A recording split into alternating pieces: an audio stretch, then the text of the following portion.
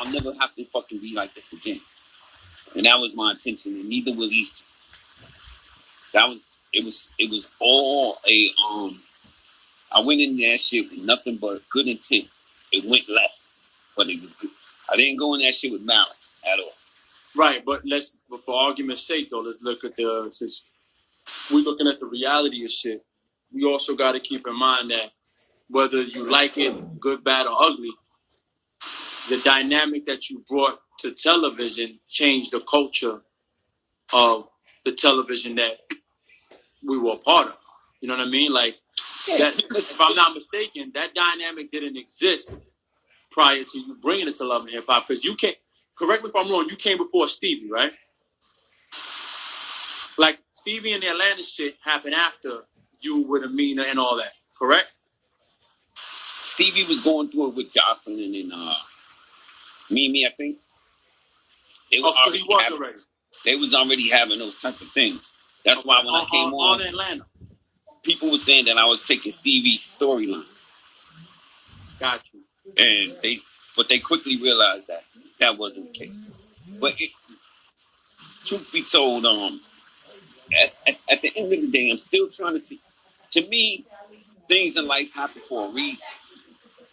But hold on, not to cut you off. I'm gonna tell you something interesting though that I probably never even brought back up to you. It's funny that we're having this conversation. I remember the day I went and got called in for my interview with Love and Hip Hop, and I ran into you at the staircase coming up. Right. Remember? Yeah. At the Mona Me building, and we talked for a minute. And you was like, "Yo, what you doing?" And I was like, "Nah, I just interviewed for Love and Hip Hop." I was like, well, "What you do?" He said, "Yeah, I'm gonna do the same thing." I said, "Oh, you gonna do it?" And you was like, "Nah, I really don't want to, but you know, we're gonna see what it is anyway." You gave me a vibe and an impression at that moment that you didn't even really want to do the show. Because, the day you saw me was the day Tara went in an interview. Tara went in an interview, and that was the day she told me, "Is there anything I need to know before we do the show?" So when you saw me, I was all the way like, I don't know, bro. Got you. Okay, you on alert. So I got you. For all the Love and Hip Hop fans and people that watch the show out there, when Amina pulled that driver's license out to show Tara we was married, that was the realest shit. So what people don't know is that when you get to, when the staff, when they yell, "Okay, we shoot and it's over and everybody go home," I still had to deal with that. Yo, you know what's so crazy? I was dealing with my story 24 hours a day, and I'm still dealing with it to this day. Yo, bro, I ain't gonna lie to you, and this is facts. You can ask Tara. I went to go visit the baby one day at Tara's house. I think you were in LA. I don't know what the fuck you were at. And so I asked Tara, because it always was in my mind, I ain't gonna lie. And I was like, "Yo, sis, tell me the truth. Between me and you. With that whole license situation and all that, I say, was that shit real? Like, you know what I'm saying? Did you really not know?" It was me, nigga, and I didn't know. I was like, I was like, "Yo, sis, for real, did you really not know what the fuck?" And she was like, "Yo, bro, I had no fucking idea." My attorney at that time, right, had bought me like 5 suits. Okay. They was like it wasn't 4,000. It wasn't our guy, right, Doris? So Jay. No, it wasn't Ed. It was Jay. Okay. He had bought me like 5 suits. It was like $2,000, $3,000, $4,000 suits. He was like, "No, I want you to suit up. I want you to look professional." So I went home and cut them shits up.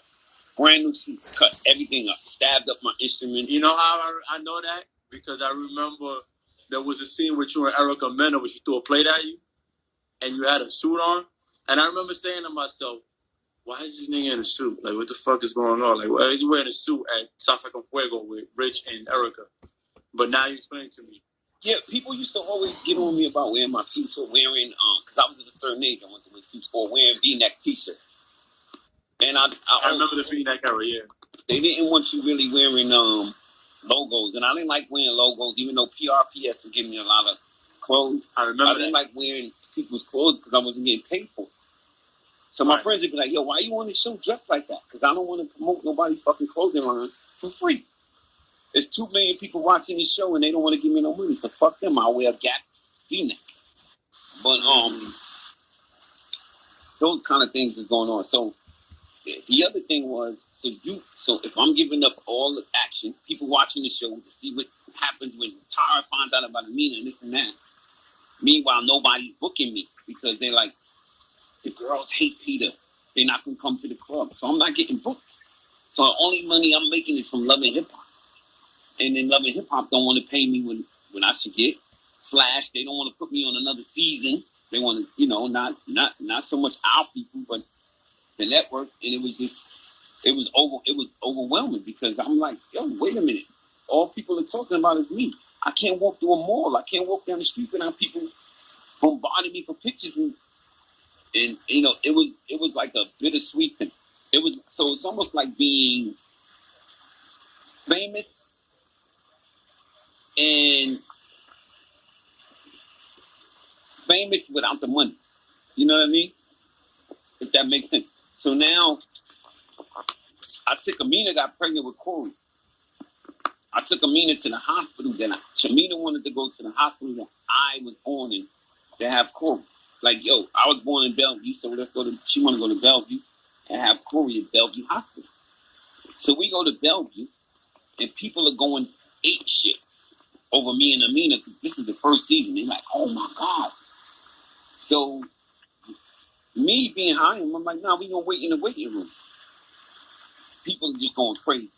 So they take us in the back because they like people are going crazy. But before they took us in the back, I took pictures with people.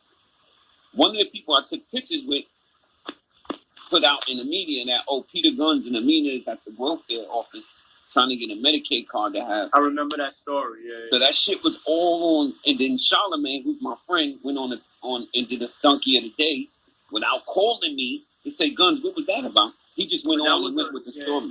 I remember, was that the same when he did the Donkey of the Day or the whole pre-squad or whatever? No, this was separate one? So, but me and him, ever since then, I talked to him. I said, nigga, if anything like that ever happens again, just call me. Don't do that, man. Like, I was upset about that because that wasn't the case. But those type of things started happening. I was like, that let me know how big the show really was. Like, like people was paying attention to everything I did. Of course, So, yeah. So I would say I take a picture with somebody, right? Say I take a picture with a young lady. She'll put up, Peter Gunz asked me for my number. This nigga tried to ask me for my number, and people would run with that. Yeah. Media takeout. Some girl said she was pregnant from me. Some teenage girl, 19 or 18, said, I'm pregnant from Peter. They went and said, I got a teenage girl pregnant. It was just the most outlandish shit, and I didn't know how to embrace that. I started suing people and started, when I catch you, I'm going to punch your fucking head off.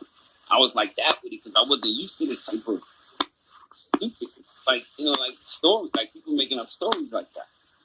So then I stopped taking pictures with people because I was like, they keep putting backdrops to the stories.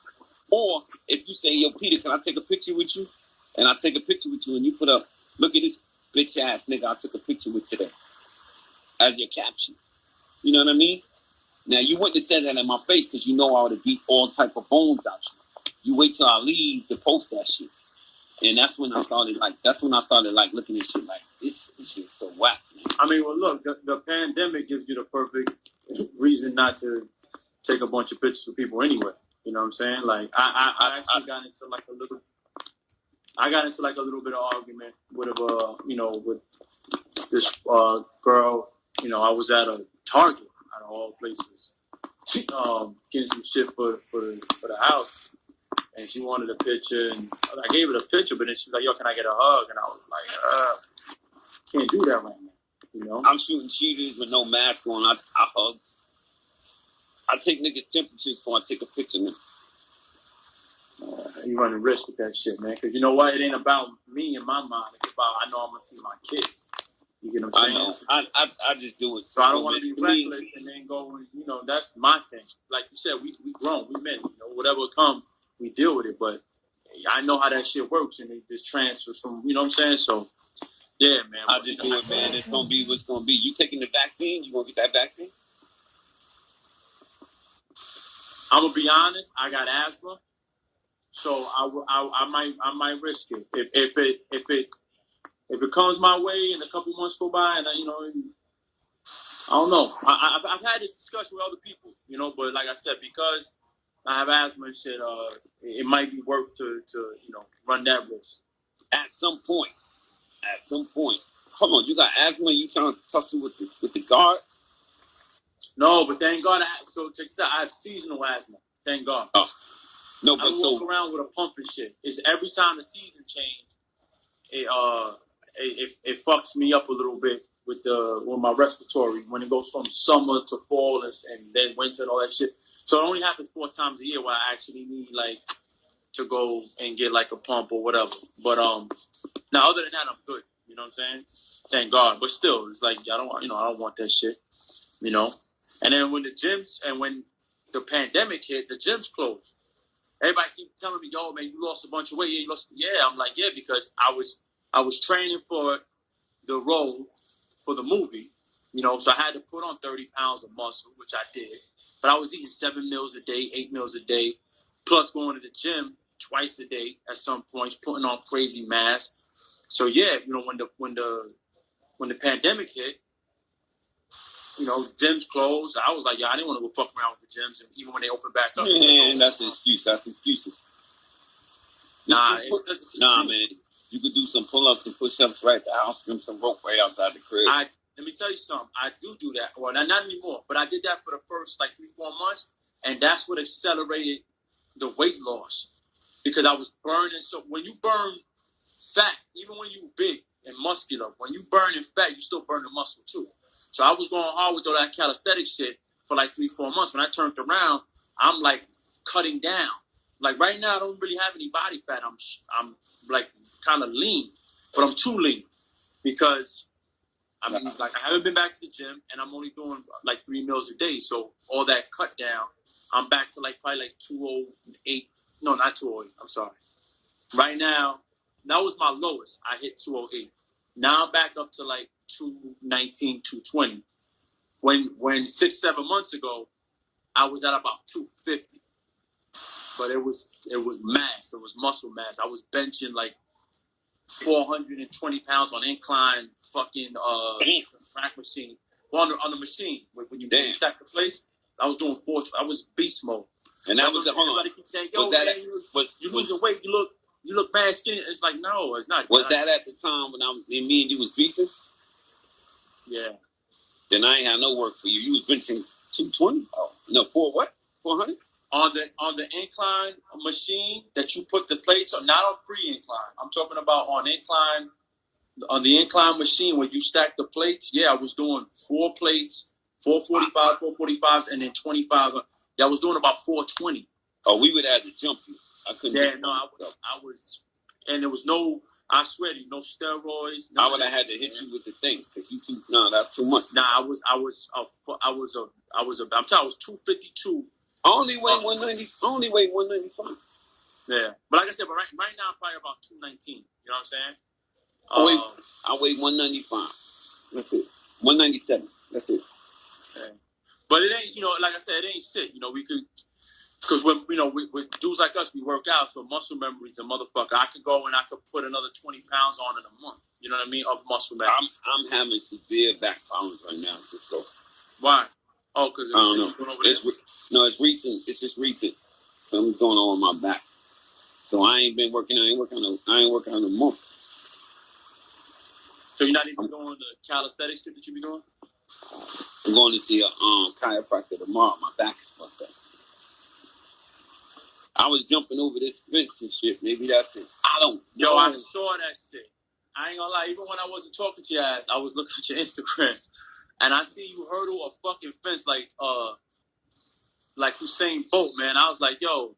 I always had ups. I played baseball. I didn't play basketball, but I could always dunk and shit like that. I always had ups. And even now, I can still jump. But you get to a certain age where your body and your mind, and you can still do it, but that don't mean you should. That's what's going on with me. I do shit that I shouldn't do, even though I can do it. And it didn't pay off for me. My back. When I say that shit look dangerous, though. I thought you was going to miss. I couldn't. I knew I wasn't going to miss, but I knew it wasn't a good idea to do it either. Yeah. But that's not what fucked my back up. I fucked my back up I fucked my back up doing some. All right, so somebody told me, yo, up top you looking too brolic up top, and your legs looking skinny. You know that jail shit. So I started going hard on the back and legs, and the shit that I was doing the deadlift for back. One day that shit just said, "Oh, you was picking up weight." And I don't do weights. Nah. I know you don't. So I've been trying to get my back together. And then you fucking with deadlifts. Deadlifts and shit it takes years to work up for that to get crazy with the weights. I don't do deadlifts because I got lower back issues. I just do straight back. You know what I'm saying? The machines, or I'll do the rows. You know, I'm gonna get back in. I'll probably get back in. I was trying to hope this corona shit just calm down. I don't want to be in the fucking gym, everybody breathing and all that shit. It's just, I can't work out the same. Because when I go in hard. You know what I'm saying? But anyway, man, bottom line is I love you, bro. I love Same you, here, man. my brother. You already know that, man. I love you. Love you too, man. Yo, enjoy the rest of your birthday. I loved you when I was mad at you. Same here, brother. Ain't never changed, man. All right, listen, man. Yo, I hate the fact that you by yourself right now on your birthday. That shit looks kind of like depressing. But if you good, I'm good. I'm good for you. Promise you, I'm good. I'm about to go listen to some of Sammy the Bull's. I don't know if you up on Sammy the Bull stories on YouTube. His shit's is the best. I'm about to go listen to some of Sammy the Bull stories. Nah, I'm on it then. That's what it is. I'm gonna check that out tonight. I ain't doing shit. Check it out. Love you, All man. right, bro. Love you, man.